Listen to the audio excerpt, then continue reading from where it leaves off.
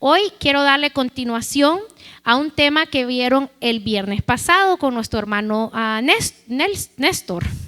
Con tanta gente me enredo. Con nuestro hermano Néstor, que él estuvo hablando de la oración, ¿verdad? Y en la Biblia encontramos muchos tipos de oración. Y hoy quiero hablar específicamente de un tipo de oración y de la forma de cómo debemos orar y de cómo nos ayuda a orar. Pues mucho se habla en el ámbito cristiano sobre la oración, pero casi siempre se habla solamente de orar y muy poco se habla de la forma correcta en cómo se debe orar, porque hay formas de la cual se debe orar. Si es cierto, orar es una conversación, ¿no? Entre Dios. ¿Cuántos de ustedes han escuchado que la oración es simplemente una conversación? Pues dice, yo no sé orar. No, es que es una conversación nada más con Dios. Permítame tantito.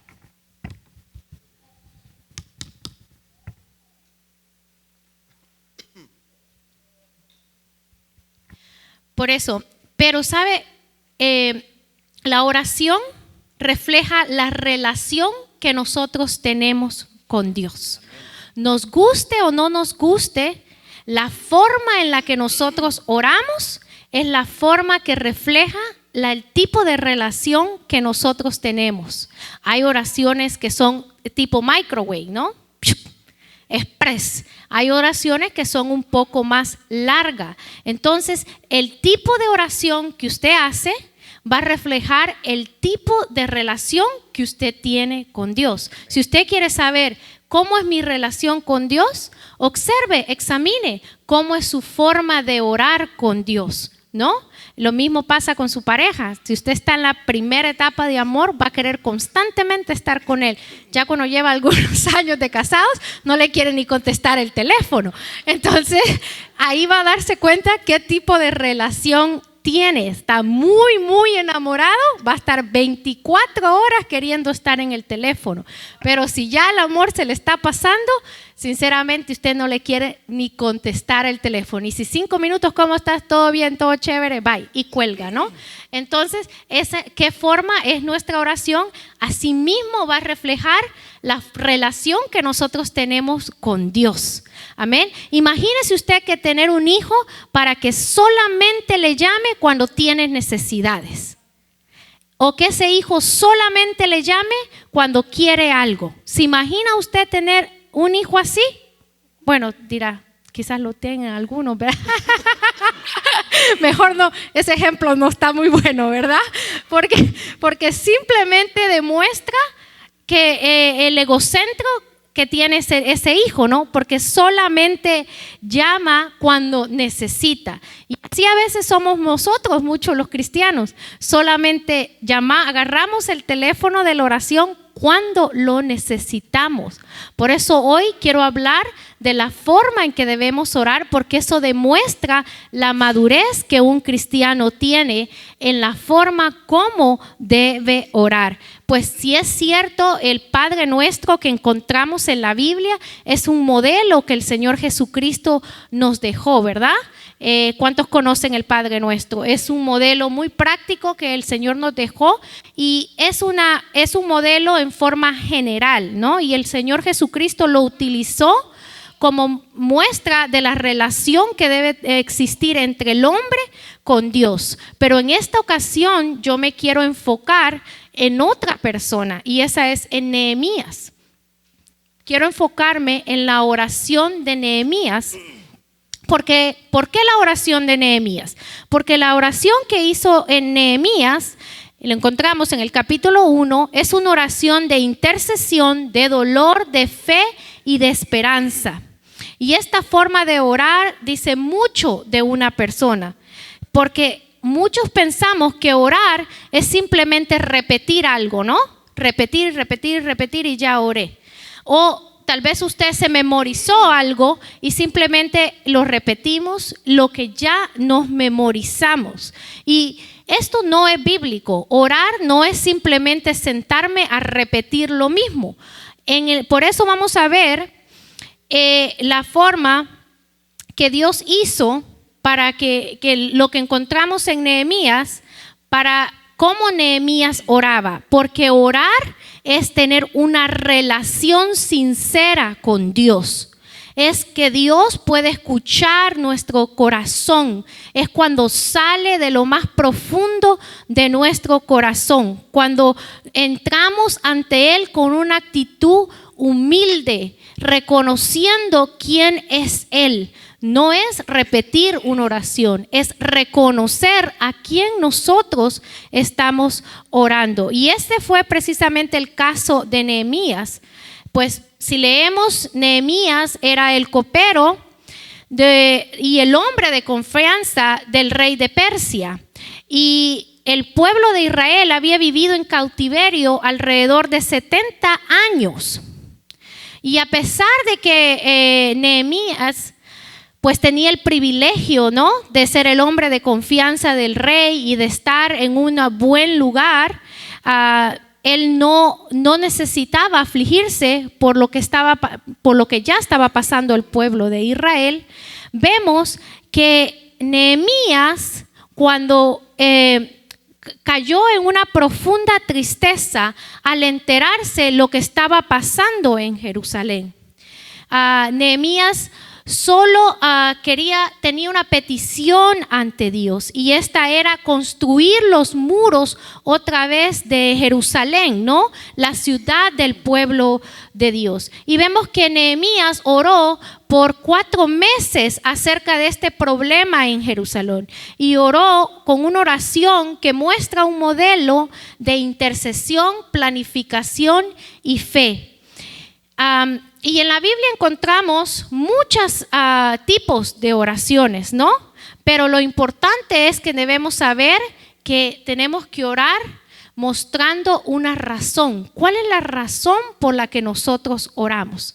Y con eso me quiero enfocar en los 4 secretos o 4 ingredientes que nosotros vamos a encontrar en este capítulo de Nehemías, de la forma de cómo Nehemías oró por la situación que estaba pasando el pueblo de Israel. Amén.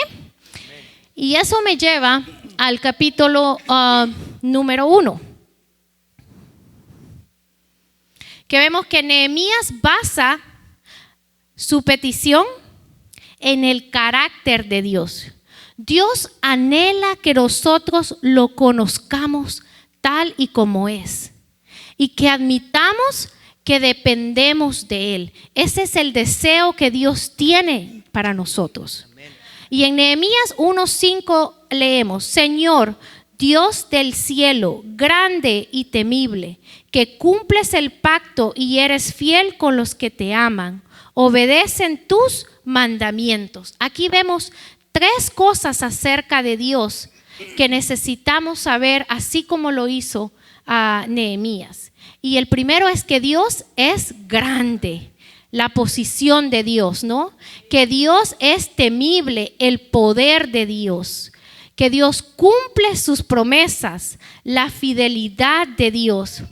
Entonces vemos que lo primero que hizo Nehemías fue recordar quién era Dios, ¿verdad? Reconocer que Dios era grande, que Él era poderoso. Cada vez que nosotros nos acercamos en oración y reconocemos que Él es grande, que Dios es poderoso, lo estamos alabando a Él. Cuando reconocemos sus atributos, lo que estamos haciendo, estamos alabando. Entonces, en otras palabras, lo que Nehemías dijo es: Dios mío, sé que nuestra situación es un lío tremendo, pero me estoy recordando a mí mismo que tú tienes todo bajo tu control. Sé que los problemas que hay allí en Jerusalén son grandes, pero tú eres más grande que ellos, ¿verdad? Nehemías reconoció que la situación que él estaba era difícil, pero que tenía un Dios grande y poderoso. Entonces Nehemías entró con la perspectiva correcta a orar. ¿Cuál es la primera perspectiva que tenemos que entrar? Reconociendo que Él es más grande que lo que yo tengo, que mis problemas, ¿no? Dios mío, quiero que me respondas así y así. quiero que tú cumplas tus promesas. Señor, sé que tú eres fiel. Cuando nosotros entramos ante Él con la oración correcta, reconociéndolo a Él primero y no llegando y, ¿verdad?, primero contándole todos nuestros problemas, y a veces hasta se nos olvida reconocerlo porque estamos tan cargados que ni siquiera nos acordamos que Dios es grande y es maravilloso, que tal vez nuestros problemas son muchos, pero le creemos a alguien que es mucho más grande que todas las situaciones que tenemos. Entonces es importante conocer quién es Dios, porque si nosotros no conocemos quién es Dios, ¿cómo vamos a alabarlo? ¿Cómo vamos a reconocer? Nosotros hemos estudiado aquí en el estudio bíblico los atributos de Dios, ¿verdad? Y es importante reconocer los atributos de Dios para cuando nosotros entremos, conozcamos quién es Dios. Pues entre más conocemos a una persona, vamos a saber qué tan capaz es esa persona de hacer cosas o qué no es capaz de hacer esa persona. Por eso es importante que nosotros nos tomemos el tiempo de reconocer y de conocer quién es Dios. Algunos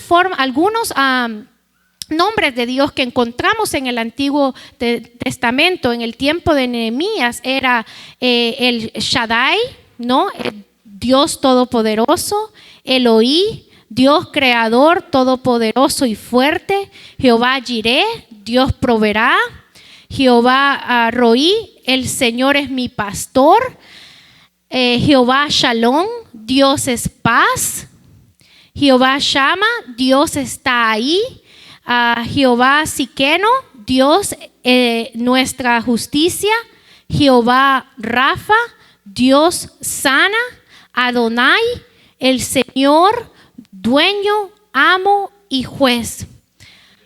Amados hermanos, ¿cuántos de nosotros conocemos a Dios de alguna forma de esas características? ¿Cuántos de nosotros llamamos a Dios con alguno de esos nombres cuando estamos en oración? Gloria a Dios.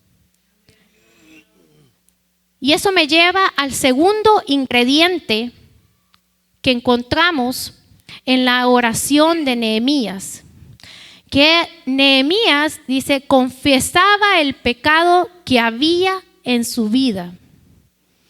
Entonces, Dios le había advertido al pueblo de Israel. Si leemos la historia, sabemos que nos daremos cuenta que Dios le había advertido al pueblo de Israel que si no obedecían iban a sufrir, ¿verdad? Y que iban a ser desparcidos. Lamentablemente vemos que el pueblo de Israel no hizo caso. Entonces Dios los llevó a cautiverio por 70 años. Y es muy difícil entender por qué nosotros a veces no obedecemos a nuestro Dios y Salvador, ¿verdad? A veces no nos damos cuenta por qué no obedecemos. Pero el no haber obedecido al pueblo de Israel le trajo consecuencias. La desobediencia le costó su ciudad, su templo y su libertad por 70 años, ¿verdad? Y algo muy interesante de la oración de Nehemías que me llamó muchísimo la atención cuando lo estaba leyendo, es que Nehemías toma el lugar del pueblo. Y a pesar que Nehemías no era el que había llevado al pueblo en cautiverio, pues él no había ni siquiera nacido cuando eso había pasado, ¿no? Pero él se incluye en la oración y eso lo vemos en Nehemías 1 del 6 al 7.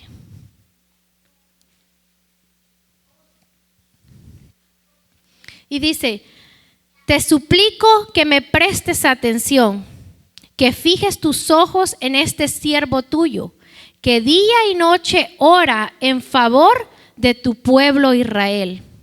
Confieso que los israelitas, entre los cuales estamos incluidos, mi familia y yo, hemos pecado contra ti. Te hemos ofendido y nos hemos corrompido mucho. Hemos desobedecido los mandatos preceptos y decretos que tú mismo diste a tu siervo Moisés. Vemos que ahí que Nehemías se identificó con el pueblo de Israel, ¿verdad? Porque dice, hemos pecado. No dijo, ellos pecaron. Hemos. Vemos que él se identificó con ellos, con el cautiverio, con el sufrimiento que estaba viviendo ese pueblo. Y aunque como vemos, él no vivía ahí y él no había sido el que había ocasionado ese problema, él se hizo parte del problema, porque en otras palabras dijo, yo soy parte del problema al sentirse identificado, ¿no? Pero ¿qué pasa? Ahora en día nosotros vivimos en esta sociedad occidental, que la sociedad occidental es una cultura individualista. Y esto se refleja hasta en la forma de que nosotros oramos. Por ejemplo, ¿cuándo fue la última vez que nosotros confesamos los pecados de nuestra nación? ¿O los pecados de nuestra familia? ¿O los pecados de nuestra iglesia? ¿O los pecados de nuestros amigos? Somos individualistas. Nos hemos hecho parte de esta cultura individualista y ahora el concepto que llevamos es cada quien es responsable de su vida. Cada quien dará cuentas, dice. Yo no voy a dar cuentas por ello. Y realmente no nos importa orar a veces ni por nuestro hermano que está sentado al lado, ¿verdad? Mucho menos, ni siquiera oramos por nosotros, mucho menos va a orar por otra persona, ¿no? Pero eso refleja que también nosotros reflejamos hasta en la oración el tipo de cultura que nosotros tenemos. Y si es cierto, la salvación es individual, es algo personal. Esto no quiere decir que nosotros no debemos orar por los demás o que no debemos ponernos en los zapatos de la situación que estas personas están viviendo ante los ojos de Dios, ¿no? Pero nuestra actitud individualista a veces nos hace ver casi como Caín, ¿no? Cuando dice, ¿acaso yo soy guardián de mi hermano? Dijo Caín. Pues la respuesta es sí. Nosotros somos guardianes de nuestros hermanos, ¿verdad? Llevamos el mensaje de reconciliación, de paz, de salvación. Amén. Y nuestro deber es orar por nuestra familia, por nuestros vecinos, por nuestra comunidad, por nuestra nación, por todos los países en general. Entonces, ese es nuestro deber. Tenemos que orar por los demás. Nehemías dice, no solo tengo pecados personales, sino que también confesó los pecados colectivistas de su nación que había llevado.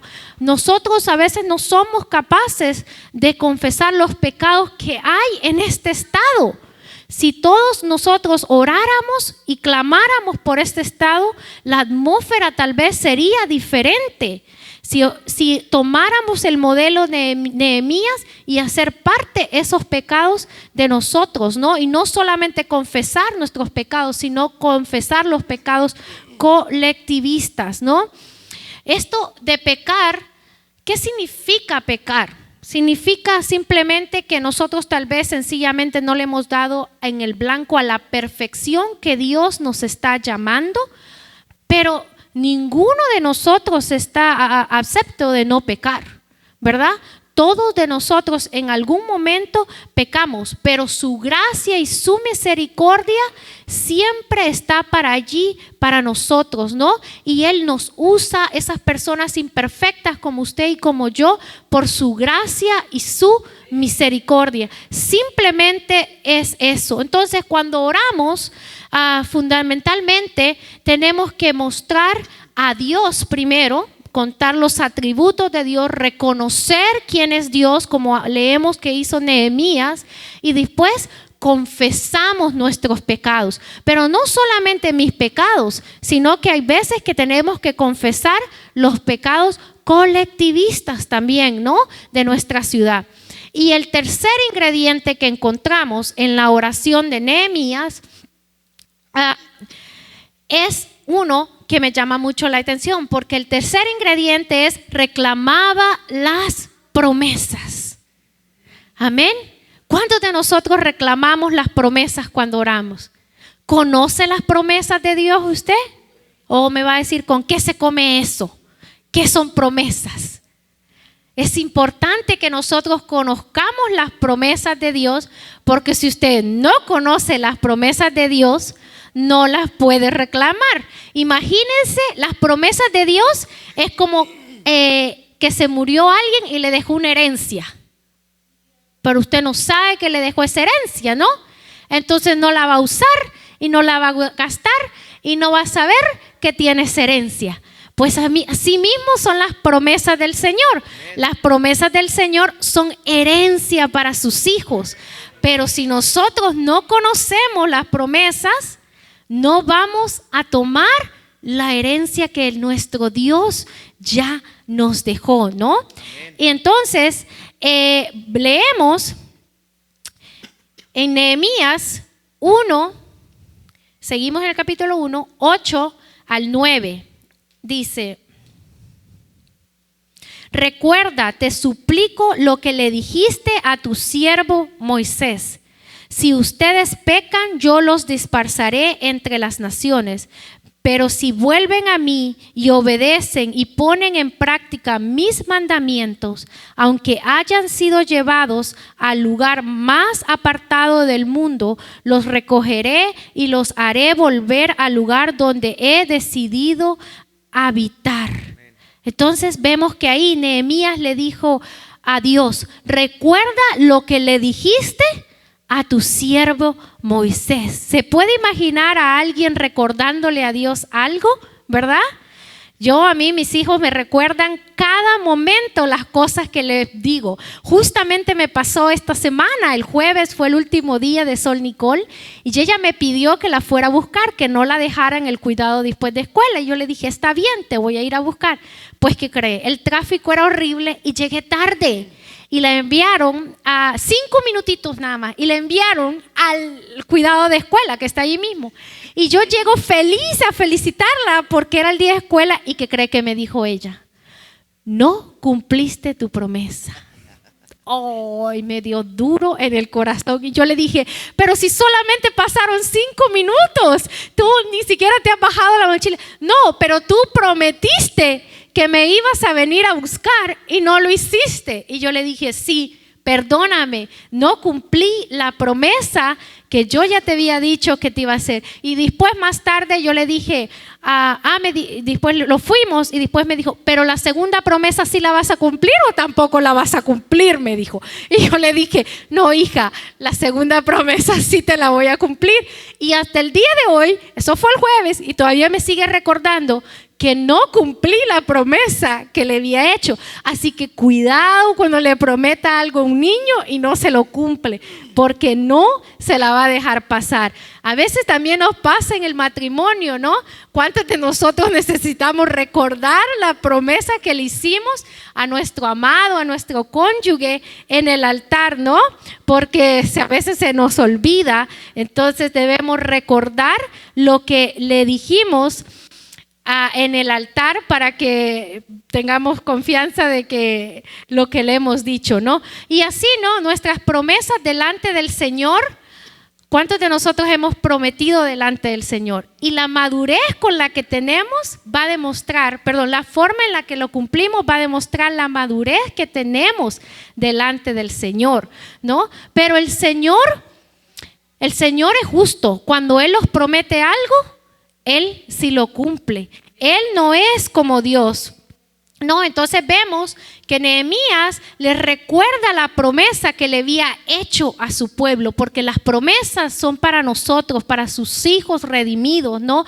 Para su iglesia, para su pueblo. Entonces Nehemías le estaba recordando lo que él le había prometido a su siervo, ¿no? Y entonces prácticamente Nehemías, le decía a Dios: sí, es cierto que bastante hemos pecado, ¿no? Pero tú nos dijiste de que si nos arrepentiríamos, tú nos devolverías la tierra, ¿no?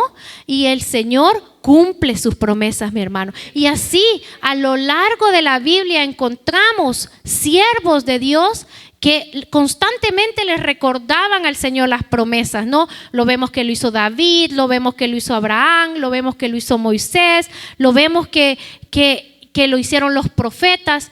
Entonces la pregunta sería, ¿necesita Dios que le recordemos las cosas?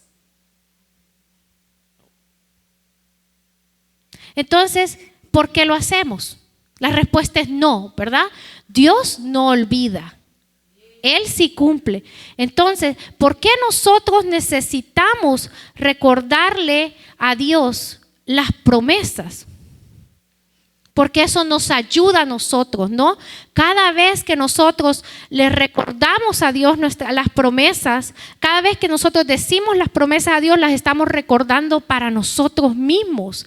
Es para nosotros mismos, es para que nosotros encontremos la confianza que a veces necesitamos en sus promesas. El recordar las promesas es para nosotros. Dios no necesita que nosotros le recordemos porque Él no olvida y Él sí las cumple. Pero nosotros sí necesitamos contar.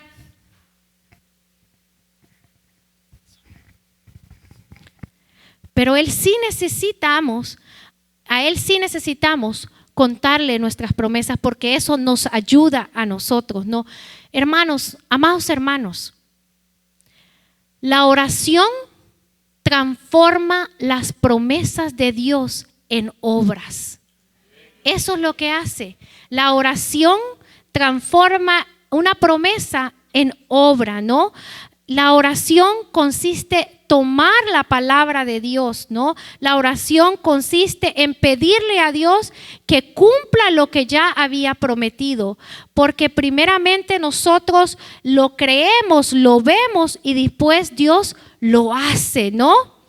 Un autor de un libro escribió algo muy interesante que me llamó la atención y dice que en el cielo muchos de nosotros nos sorprenderemos por la montaña de bendiciones que tenemos que nunca reclamamos, ¿verdad? ¿Cuántos de ustedes creen eso? ¿Por qué nosotros a veces no reclamamos? Porque no conocemos las promesas que Dios tiene para nosotros, ¿no? Por eso, si nosotros nos mantenemos en oración, Dios nunca cerrará las puertas de bendición para nosotros. Es más, Él tiene bendiciones que nosotros ni siquiera nos hemos imaginado, porque nuestra mente es tan pequeña en comparación a lo maravilloso y lo grandioso que es nuestro Señor. Y eso lo dice su palabra, ¿no? Nosotros no podemos lograr imaginar todo lo que tenemos, pero debemos orar creyendo en las promesas que Dios tiene para nosotros. Nehemías usó esas promesas para clamar por su pueblo, para clamar lo que el Señor le había dado. Y vemos que Dios cumplió su promesa, ¿no? Entonces, para meditar, ¿cuántos de nosotros conocemos las promesas que Dios tiene en la Biblia para nosotros? Si usted no conoce, son muchísimas. Tómese un tiempo, investigue cuáles son esas promesas. Así, cuando usted vaya a orar, primero pone a Dios, dice sus atributos, reconoce lo grande que Él es, después confiesa sus pecados colectivos a veces, también es necesario hacerlo, y después comienza a recordar las promesas que Dios tiene para su vida. Es importante que nosotros conozcamos las promesas que Dios tiene para nuestra vida. ¿Amén? Y el último ingrediente que encontramos en este pasaje, en la oración de Nehemías, es que era específico.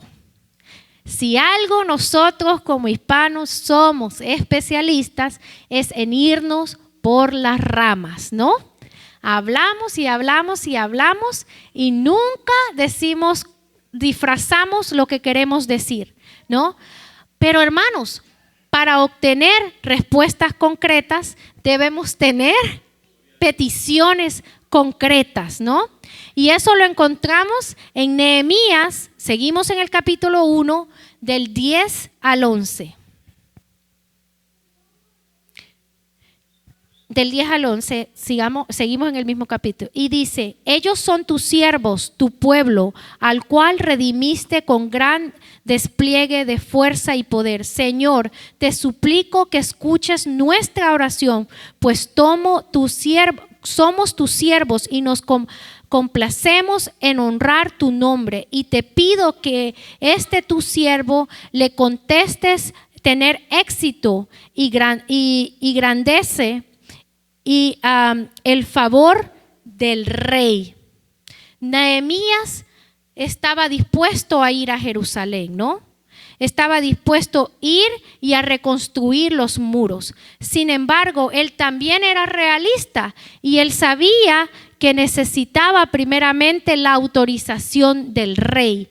Y este era un rey que no creía en Dios. Entonces el rey tenía el poder sobre todo Babilonia, de lo que pasaba y de la vida, de la muerte, de todo. Además, vemos que Nehemías era la mano derecha del rey. Entonces no iba a ser fácil irse 3 años a reconstruir un pueblo. No lo iba a dejar tan fácil, ¿no? Entonces tal vez necesitaba un milagro, ¿verdad? Pero Nehemías no tuvo miedo de orar y pedir éxito. ¿Cuántos de nosotros alguna vez hemos pedido a Dios que nos ayude a triunfar? Yo lo he hecho. ¿Cuántos de nosotros oramos pidiéndole al Señor que nos ayude a triunfar en nuestros planes, en nuestro trabajo, en nuestro todo?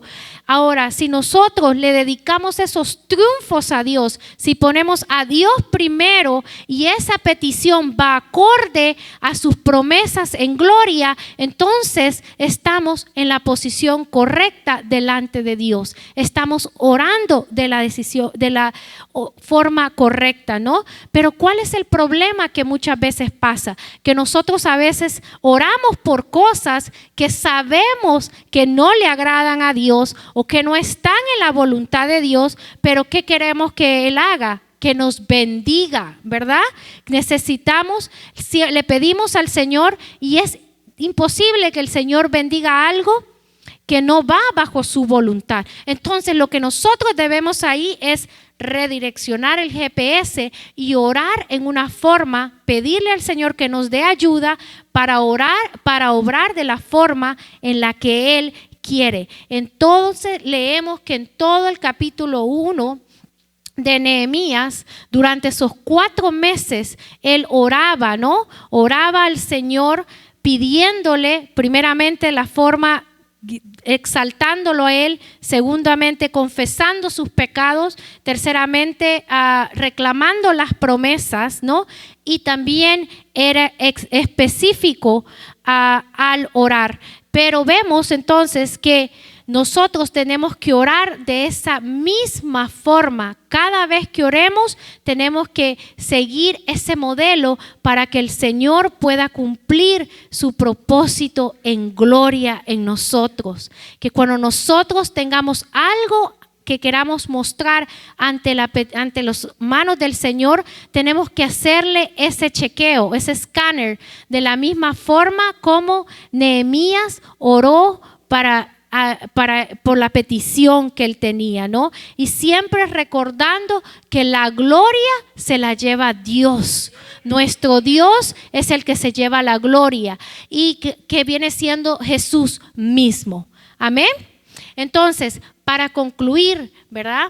Es importante reconocer que debemos orar basado una petición en el carácter de Dios. ¿Cómo? Reconociendo los atributos de Dios, reconociendo que Él es grande.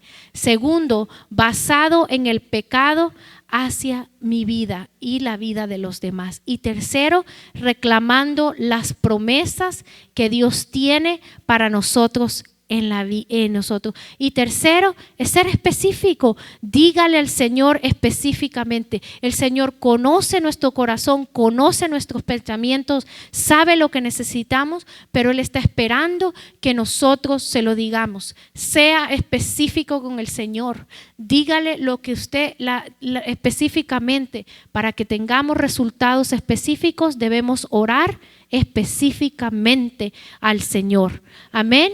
Y siempre dándole la gloria y la honra al Señor. Amén. ¿Qué le parece si oramos? Yo sé que todos tenemos peticiones en nuestro corazón, que todos tenemos algo que presentarle al Señor, pero examinémoslos. ¿Será que cuando oramos de esa forma? ¿O será que hacemos oraciones express nada más? Recuerde que la oración refleja el tipo de relación que usted tiene con Dios. ¿Usted quiere mejorar su relación con Dios? Ore más para mejorar su relación con el Señor. Amén.